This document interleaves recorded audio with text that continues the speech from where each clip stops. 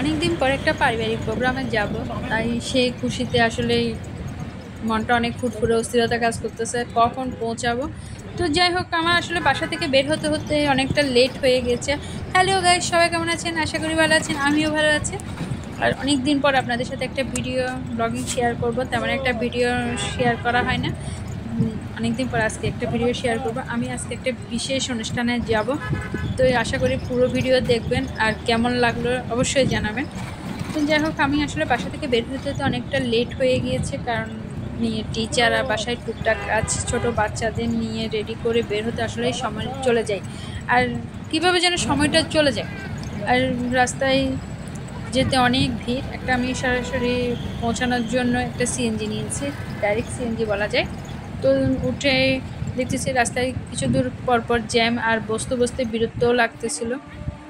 আর এদিক দিয়ে ফোনের উপর ফোন করতেছে, এত লেট করতেছে কেন। তো ওদেরকে বললাম আমি খুব কাছেই চলে আসছি, এই যে বাবার মন্দিরে চলে আসলাম। অনেক বছর পর বাবার মন্দিরে আসলাম। আমি অনেক আগে এসেছি, তখন এতটা সুন্দর ছিল না, এখন অনেকটা সুন্দর করেছে। আর এই অনুষ্ঠানের মাধ্যমে বাবার মন্দির দর্শনও হবে, আর আত্মীয় স্বজন সবাইকে একসাথে দেখা যায়। সবাই কর্মব্যস্ততার জন্য আসলে কারোর সাথে কারোর সাক্ষাৎ হয়ে ওঠে না, দেখা হয়ে ওঠে না, খোঁজ খবর তো নেওয়াই হয় না।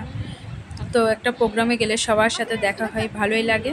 এই জন্য সময়গুলো বলেন, এই টাইমগুলো আসলে মিস করতে মন চায় না। কখন এই টাইমটা আসবে, কখন সবার সাথে দেখা হবে, একটা অস্থিরতায় এই জন্যই কাজ করে।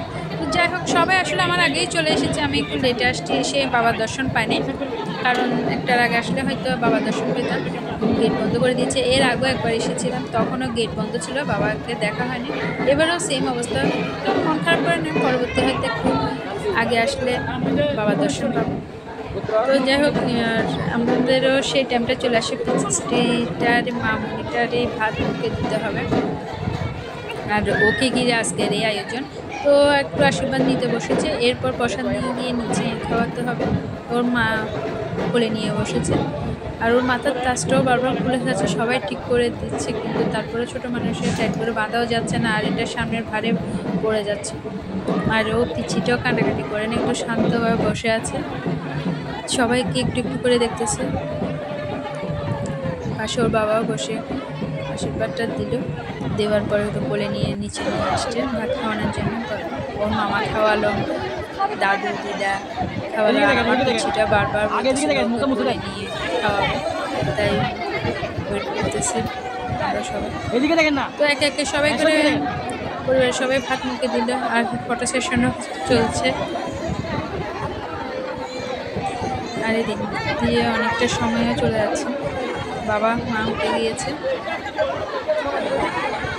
তারপর ও দাদু দিদা বসে খাওয়ালো, মা খাওয়ালো, এরপর আমার পিচিটাও বসলো, আর ওর বাবা কোলে ঠিক করে দিচ্ছে। ছোটো মানুষ আরেকটা ছোটো মানুষকে কোলে নিচ্ছে, ভাত খাওয়ানোর মতো পজিশন করে দিচ্ছে, যদিও কোলে নিতে পারছে। তারপর একটু ভয়, ছোটো মানুষ একটু ভয় লাগতেছিল। তো যাই হোক, একে একে সবাই খাওয়া শেষ, মামা খাওয়ালো, পিচিটা ভাত মুখ অনুষ্ঠানে কমপ্লিট, আর আমরাও সবাই প্রসাদ নিতে চলে গেলাম। আজ তাহলে এই পর্যন্ত। আর অবশ্যই আবারও বলছি, কেমন লেগেছে আমার ভিডিওটা কমেন্ট বক্সে অবশ্যই জানাবেন, আর সবাই ভালো থাকবেন। আজ তাহলে এই পর্যন্ত, বাই বাই।